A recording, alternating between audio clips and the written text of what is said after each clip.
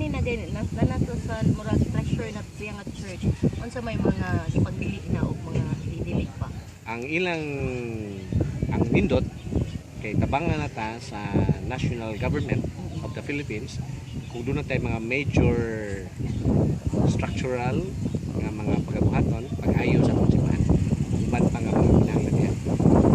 doon tayo sa atong makita na masamti kung panalitan na tayo ayokon nga mga kinahanglan kung kinahanglan ba ta manangit pa nila sa national government kay tungod kay nahimo naman siyang murag national treasure so kung sa mga mahitabo sa atong parokya o sa atong simbahan paibaw na kita nila. So mag-meeting yung mga father Doon na si Father Brian Rigoli ang atong commissioner sa heritage din sa churches sa Subo muna akong immediate contact kung galing doon natin mga proyekto na pagkaimuhon. So with this father na yung sa National Museum or nananagal treasure mas mo gambo ba ba ni ang parokya sa Uslob or daghan pa ba ta mga proyekto nga pagbuhaton sa mga Dinoon kay atong buhaton nga kay nahimo naman ang national heritage structure or treasure ato kay makita pod nga doon na tayo mga nindot nga na natigom o na mugna sa unang panahon na kinahanglan gyud natong i-preserve kay bunga man na silang palingaw sa atong buhaton una kung ato ni silang kasagnan kami nakuha taw tayo budget tayo kinahanglan ba ni matano niya atong parokya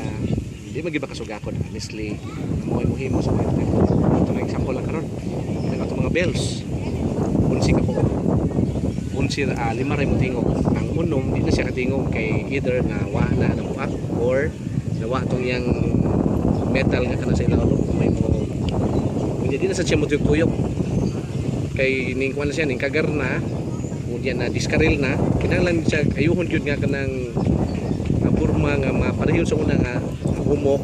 karon nga inig the same sound tuwang may tawag na oh gitawag na siya nga nang